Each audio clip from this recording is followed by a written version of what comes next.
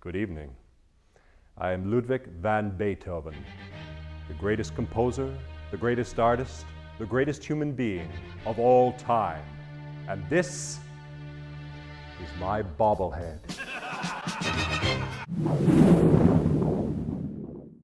Oh!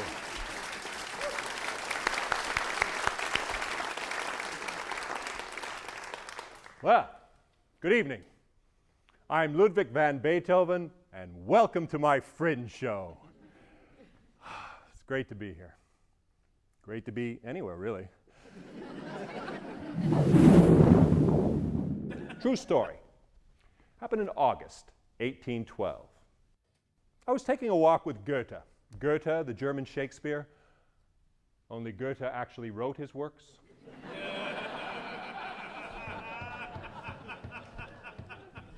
How do you know? Oh, Beethoven knows. We're walking in the park, the two greatest artists on the planet, when Goethe looks up ahead and notices the entire imperial family coming our way, including Prince Nicholas II, who called my music unbearable, ridiculous, and detestable, so I'm struggling to remain calm.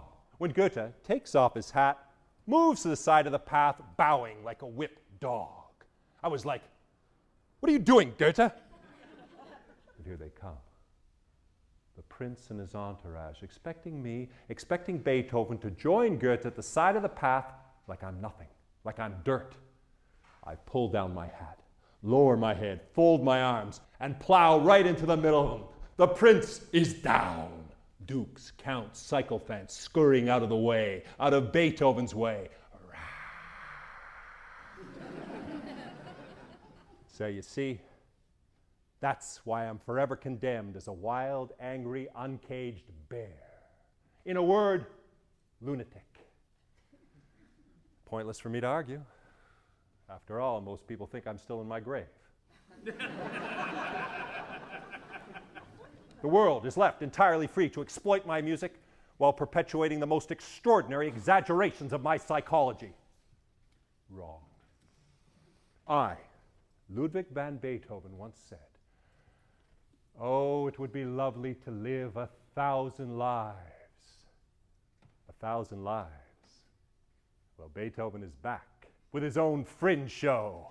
It's been almost 200 years. It's about time to set the record straight. Let's begin. I, Ludwig van Beethoven, am the greatest musician, the greatest artist, the greatest human being of all time. I am unique, and all things owe their existence to me. Just as importantly, I'm a joyful guy. This angry lunatic accusation, it's a mistake, a myth, based on my wild hair and my rebellious resistance to authority and order, combined with a complete disregard for norms and customs and a total insistence that all others submit to me. Aside from that, I'm entirely normal. Let me give you a very minor example of just how inaccurate people can be. Now, help me out here. Can anyone identify this tune?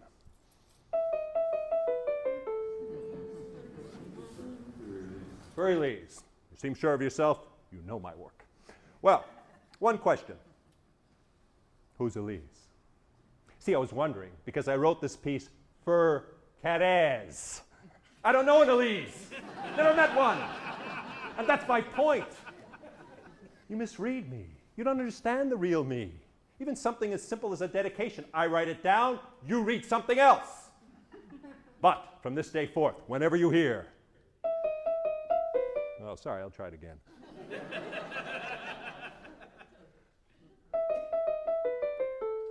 Stand and shout, "For Thérèse!" Now, ready? Wait, hold, wait for it. Oh, that's nice. For Thérèse! Yeah, he stood. All right. Bravo. All right. Yes. The point is, we're making progress. Next, the wild hair. Wrong again. Well, all right, I did have wild hair. But in 1827, while I lay on my deathbed in Vienna, many people came to see me. People wishing to cut a lock of hair as a keepsake from a dying genius. By the time I reached my final moment, when I shook my angry fist at the heavens, producing a violent clap of thunder, a flash of lightning, swiftly followed by my immediate demise, my head was sheared to the scalp. In all your drawings and advertisements, I'm always shown with long, wild hair. But in that single moment, when I went to meet my maker, I was bald, shaved to the skin, scalped by parasitic souvenir hunters. This is the real Beethoven. And you did this to me. You or your parasite ancestors operating on your behalf.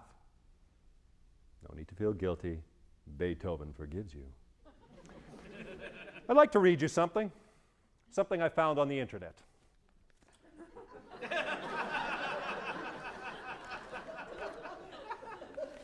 At CNN.com. Now, listen to this.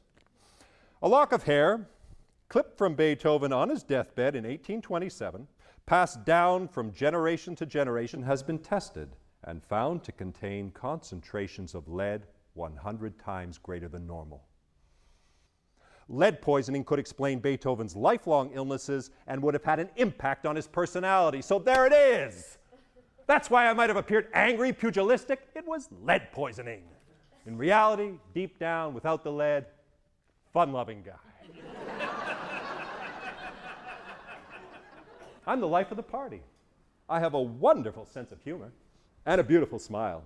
Oh, and when Beethoven smiles, one believes not only in Beethoven, but in all mankind.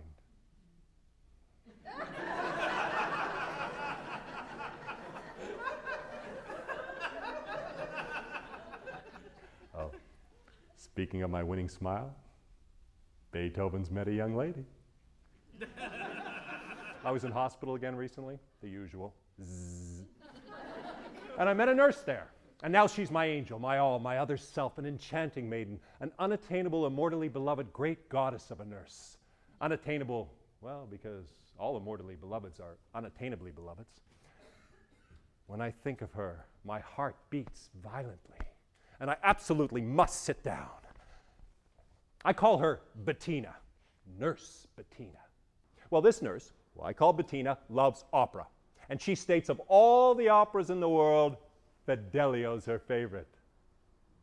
Fidelio, my only opera. The noblest, most ideal, most humane, most compassionate, most touching opera in existence, and it's her favorite. She told me she's always reduced to tears when the prisoners sing, Wir werden frei. We will be free. Wir werden frei. I offered her 1,000 hand kisses. Oh, come to the arms of your Beethoven. But she was on duty. And there were doctors present. Doctors who don't know Fidelio from a magic flute.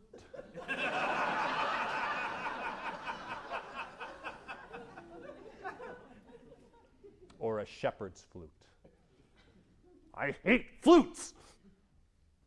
Sorry. I'm going to remain joyful because this is my Fringe show and I'm here to enjoy it.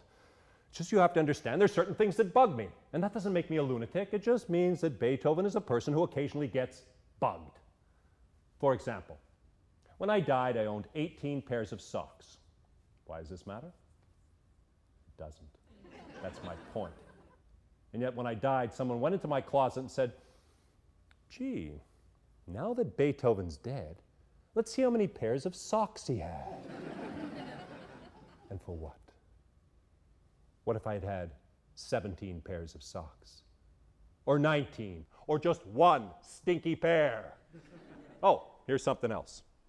It's a wall clock made in China. Listen to what happens when you put the batteries in. See if you can identify this tune.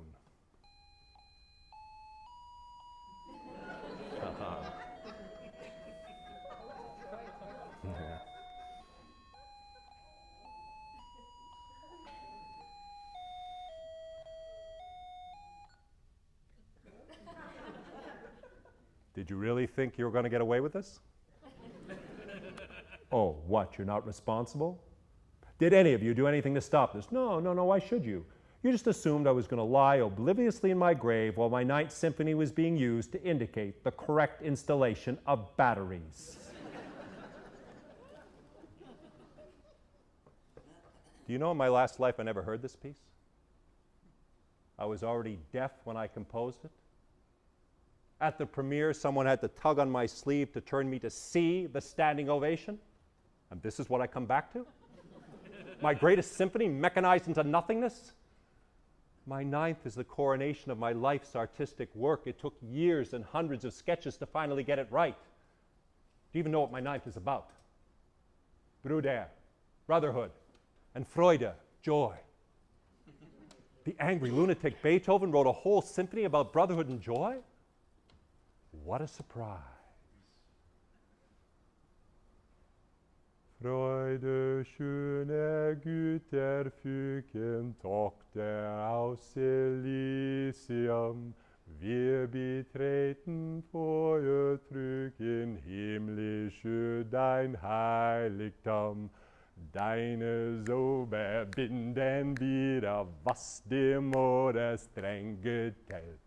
Alle Menschen werden Bruder, wo dein sanfter Flügel weilt.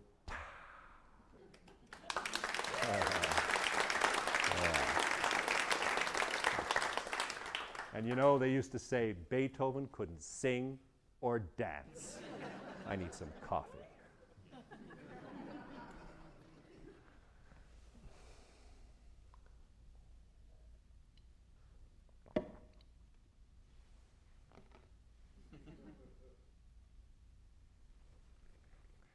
It's easy to play Beethoven.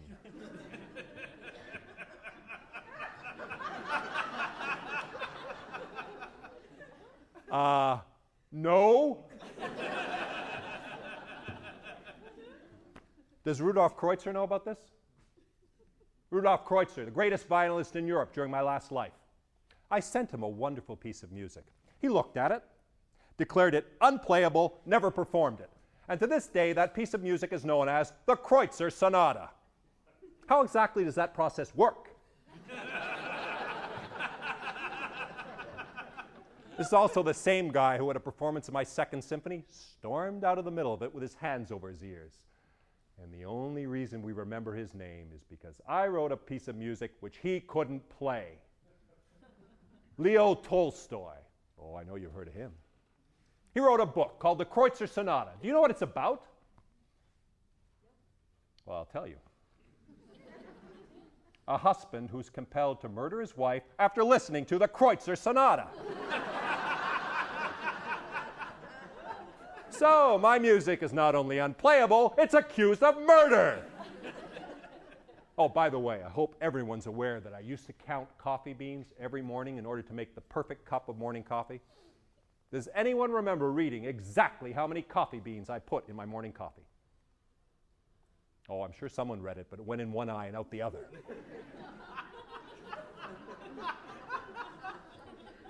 60 coffee beans make the perfect cup of morning coffee. It's absolutely imperative that you know about my counting coffee beans. Otherwise, my music is just noise.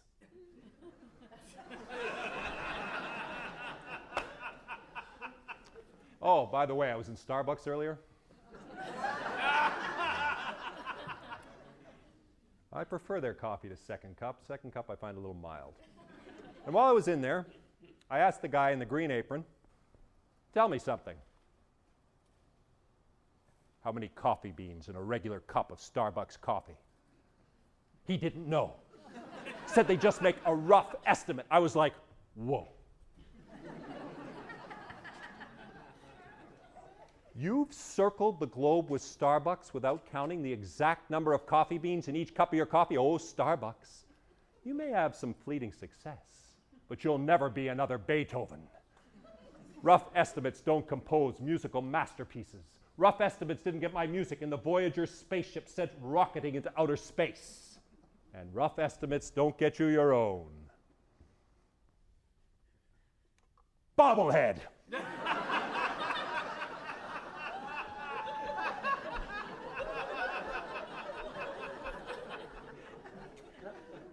Yes, the Beethoven bobblehead. It will stir you to the depths of your soul. Once you own it, you will be one with my symphonies, concertos, string quartets, sonatas, choral music, songs, one opera, Fidelio, and all my other stuff. Own the Beethoven bobblehead, and you will finally understand. I am the greatest human being the world has ever produced, with the possible exception of Jesus Christ, Mohammed, Buddha, and William Shakespeare. Also available in bobbleheads.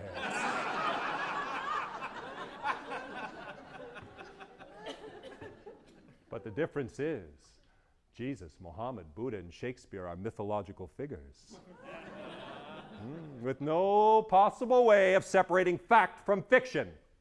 Did Jesus Christ walk on water? Did Shakespeare write his plays? Did Buddha find enlightenment? Did Mohammed?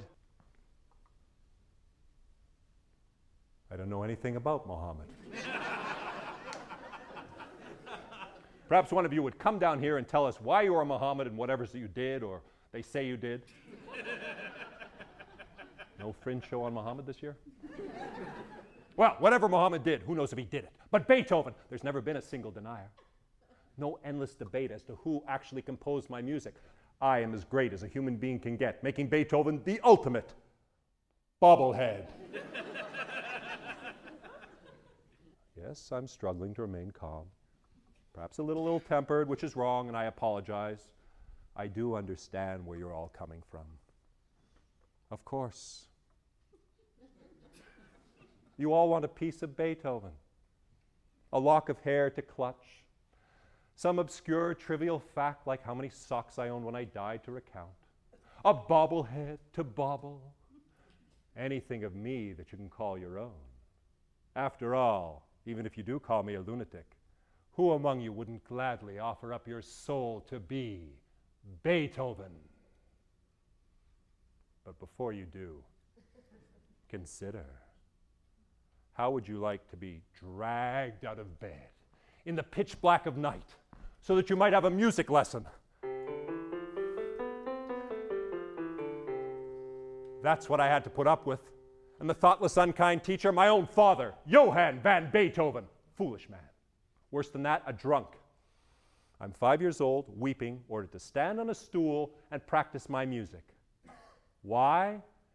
So that Johann might have his own little Mozart. A few nights of my childhood when I was not beaten and compelled to the keyboard. At the age of 8, my father rented a concert hall and advertised me as a little 6-year-old musical miracle. And that was my debut, and I played reasonably well. But not miraculously well. There would be no sudden Mozartian financial bonanza. Take a 5-year-old Mozart and an 8-year-old Beethoven. 5-year-old Mozart's better. Is that what this is about? In the end, are we really just circus freaks? My failure as a child prodigy led to my melancholy, coupled with headaches, asthma, bronchitis, pneumonia. My beloved mother died of consumption, so I spent the rest of my life spitting into a handkerchief and checking for blood. I had endless ophthalmic infections, rheumatic fever, rheumatism, abscesses, skin disorders, hepatitis, colitis, cirrhosis of the liver, jaundice, pleurisy, dropsy, gout, severe intestinal problems coupled with violent diarrhea. And violent diarrhea is worse than the regular kind. I suffered from virtually every medical illness known to man. I went to dozens of different doctors. Every single one of them complained that my symptoms were always too vague for a truly accurate diagnosis. They called Beethoven confused. I'm confused. They diagnosed me with every disease under the sun, and I'm confused. My ears hummed and buzzed all night. Zzz. Arithmetic, beyond me. I counted with my fingers. Eins, zwei, drei. I was clumsy, seldom touching anything without breaking it. Smash! All generated by my self-loathing hypochondria. Or, perhaps CNN is right. Perhaps all my illnesses were generated by lead poisoning. In my day, we had lead cups, lead pipes. even lead harmonicas. There was lead everywhere. There was even lead in the wine, which I drank copiously to ease the pain from drinking the lead in the wine. Can I get some sympathy here? Thank you. I don't need much. Because Beethoven is full of joy. I believe this to be an opportune moment to recount the greatest joy of my life. It's a joy I carry with me everywhere. It's a joy responsible for my winning smile. It's the moment I first realized there was an excellent possibility I would live forever. I didn't know it at the time, but one day returned with my own Fringe show. It's when I was 16. Well, around 16. Thanks to my father lying that I was younger than my age, I never knew exactly how old I was. I left my home in Bonn and went to Vienna to meet this Mozart guy, Mr. Wunderkind. He was 30. He welcomed me. Oh, come in, Ludwig. And offered to give me some lessons. Mozart offered me lessons. I sat down and played for Amadeus.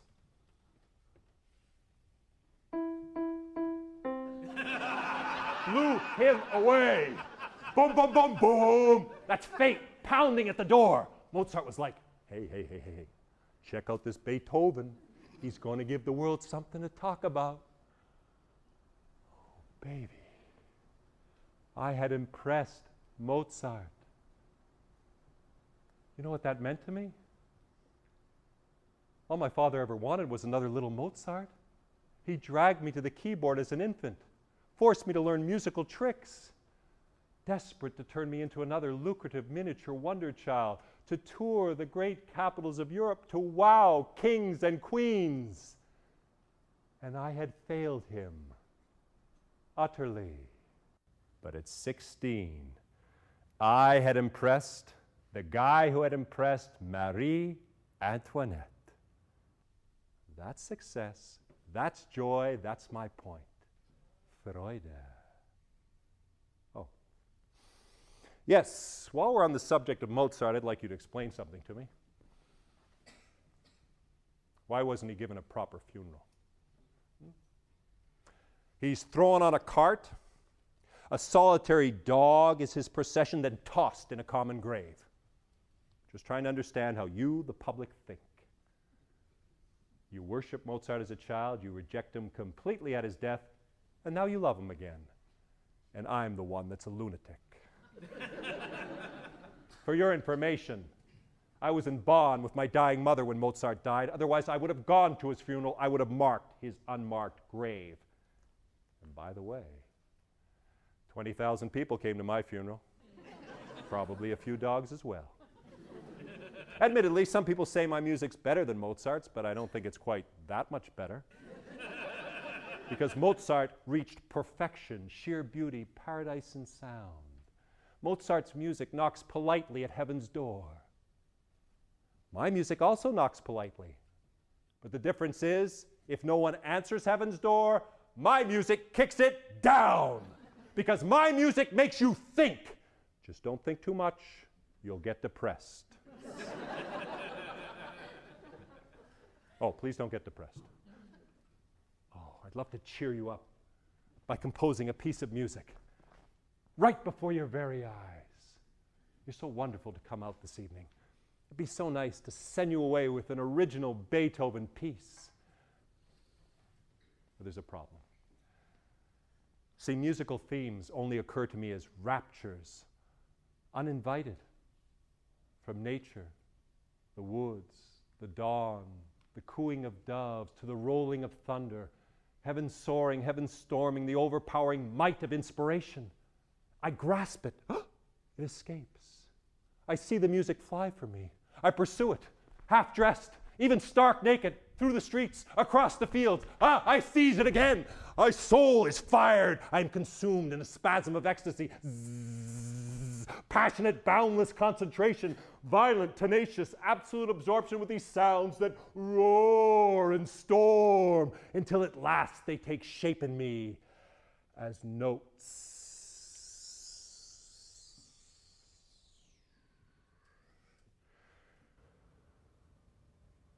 So that's kind of difficult to stage. Besides, I have a more pressing issue to discuss. Something I've been turning in my grave over for a couple of centuries. I finally decided to surface and confront the issue head on. Someone has been spreading a malicious rumor. A rumor that's wounded me deeply. It's a rumor that falls into the category of character assassination. This rumor ends right now. I never got syphilis. Beethoven is pure, or as pure as any man could have been, given that my Vienna was essentially Sodom and Gomorrah with good musical taste. Thankfully, my venomous hatred of unchaste women exceeds the bounds of reason and protects me, and that is why I never took a wife. It wasn't that I was syphilitic. It was that Beethoven demands perfect virtue. Immortal beloved. I never found more than a few weeks of beloved. Well, my two brothers married badly, and I should have left them to their matrimonial errors. I should have kept my full concentration on my music. But instead, out of what I thought was the clarity and love of my heart, I did everything I could to first prevent and then destroy their marriages. I implored them to cut their wives out of their wills. Who does something like that? Karl's wife, Joanna, was the worst of the two. She was a promiscuous queen of the night, the monstrous night. She left Karl no choice but to frequently beat her and on one occasion stab a table knife through her hand. And poor little Karl Jr., having such a mother, having to suck in milk from such a mother. When my brother died young, I should have left my little defenseless 9-year-old nephew to that woman's machinations. But I had no family of my own, no son to instruct. So I stopped all composing for 5 full years and dedicated every waking moment to legally expropriating that child from his mother, then getting the courts to bar her from all further contact. I fought a battle to take a child from the clutches of an unworthy mother. Almost all these lies about me being a syphilitic woman-hater, full of innate aggression and sadistic tendencies, come from this simple act of charity. I lovingly protected Karl and brought him to the safety of my comfortably cluttered home. And yet I'm accused of damaging him, of bringing him into a filthy home with papers strewn everywhere, half-eaten rotting food, a perpetually full chamber pot under the piano fuming with one or more of my movements.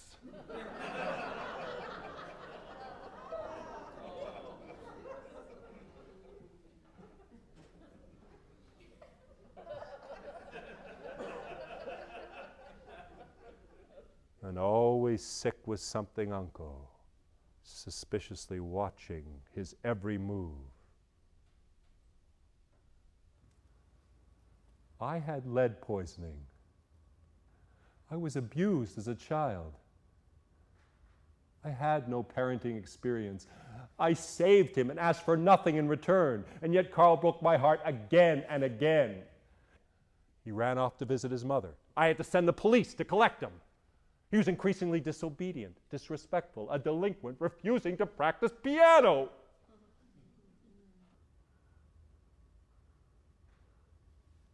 And eventually, as a 20-year-old ingrate, he wrote a suicide note blaming me, placed 2 loaded pistols to his skull, fired, and missed.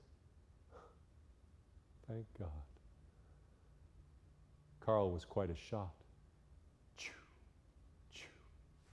Oh, I missed.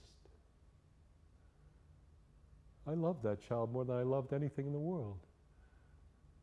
More than I loved myself. More than I loved my music. And he tries to kill. What did I do wrong? And all of this, during the years I was slowly going deaf. Do you know what it's like to go deaf? I said,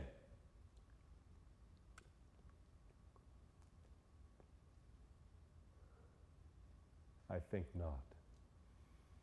And contemplate for a fleeting second what it would be like to be a musician going deaf, while having to deal with unintelligent doctors, deceived from year to year with the hope of improvement by the best medical attention Europe had to offer.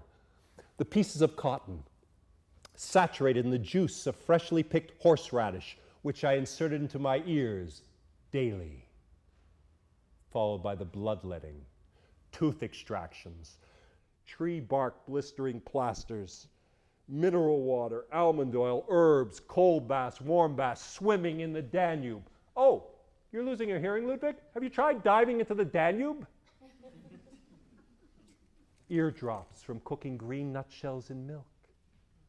Juniper berry tea drunk in a hayseed vapor sauna. And la pièce de résistance, Luigi Galavanti's electrical galvanism. The new miracle all-purpose shock therapy that could make dead frogs leap. I went to Galavanti. He gave me a demonstration. He attached his electrodes to the back legs of a dead frog, turned on his machine. Zzz. The frog leaped into the air. Then he attached his electrodes to my ears, turned on his machine, and it was excruciatingly painful. And it didn't work.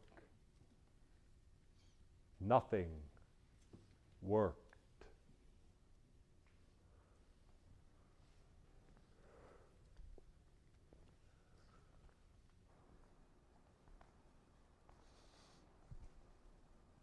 Instead, I was left with a feeling of shame, humiliation, a feeling of hot anxiety should someone notice my condition. A great secret I tried to keep, even from myself, until one day I was walking in nature with a friend, and he turned to me and said,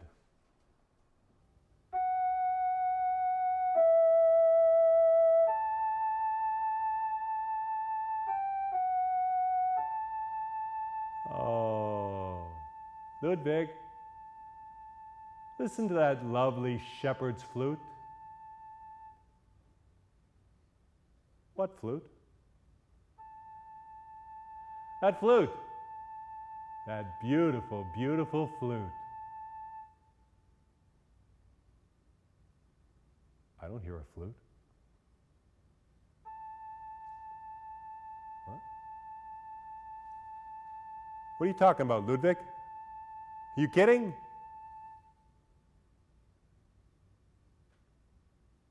"I don't hear a flute." "Why? Do you hear a flute?"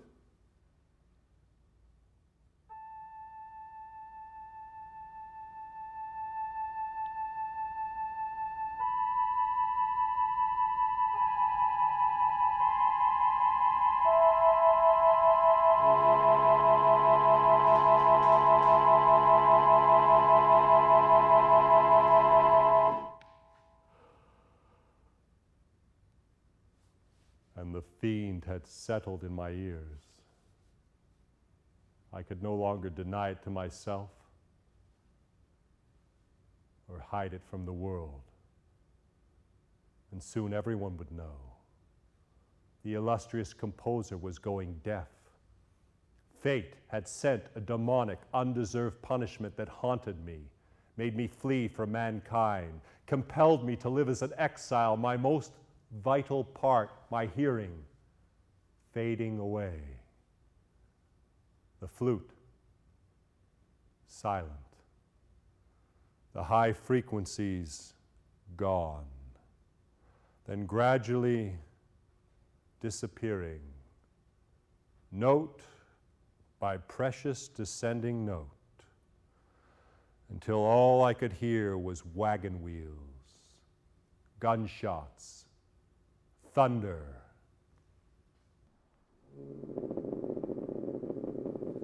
When Napoleon bombarded Vienna, no one suffered more than me.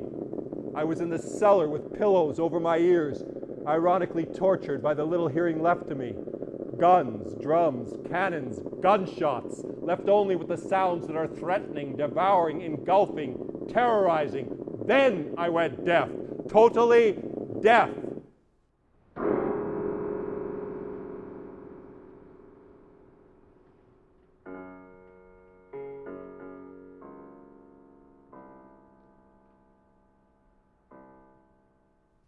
and there would be no more public performances. For if I played so softly, there was no sound at all, or I pounded on the keys until the strings broke. I was left to compose entirely in my mind's ear, which was not quiet, for the sounds of the outer world were not so much gone as replaced by a constant state of auditory excitement, vibrations, even melodies. My deafness was never silence. I hummed, sang, shouted, imagined tunes like a madman, provoking the pointing fingers of strangers as I stomped through the streets of Vienna, followed by a daily parade of children who wantonly mocked me as the deaf, lunatic musician. Driven to despair and on the point of laying violent hands on myself, only the forest offered sanctuary, where I could pray to be delivered from torment and humiliation. Look down. One afternoon I wandered too deep into the woods, and darkness fell before I could retrieve the city. Lost and fearful of the night, the monstrous night, I blessedly came upon a mysterious roofless dwelling, damaged by war and abandoned. I entered this crumbling ruin through a doorless frame, only to find the home's furnishings removed or stolen, except for a single piece, too heavy to be looted, perhaps devastated beyond repair. Leafy vines grew around, through, and over the instrument, creating a natural arbor and inviting me to seek shelter beneath it.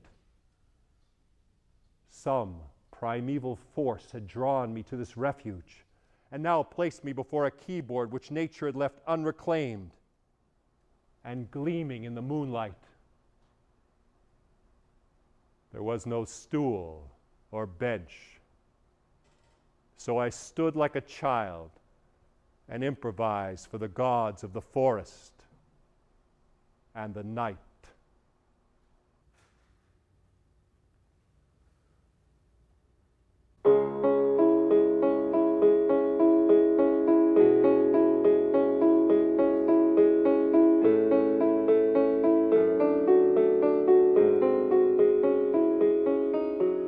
Can anyone name this tune? Sorry? Moonlight Sonata? Wrong. I never titled this piece, unless you call Sonata number 14 in C sharp minor, opus 27, number 2, a title. It was titled by some romantic poet who I never met, who heard it on a moonlit Lake Lucerne night. A completely arbitrary association entirely divorced from me. But I do understand your desire to hear moonlight in my music. It's the counterpoint of your desire to call me lunatic, and that is why I've returned. To ask you to resist this desire. There is no adjective for Beethoven. There is no explanation for a deaf man who composes musical masterpieces. And if the gods had been ready to supply me with moonlit pianos, surely they would have first restored my ability to hear them. Eventually, all my illnesses joined forces to destroy me. My last month spent bedridden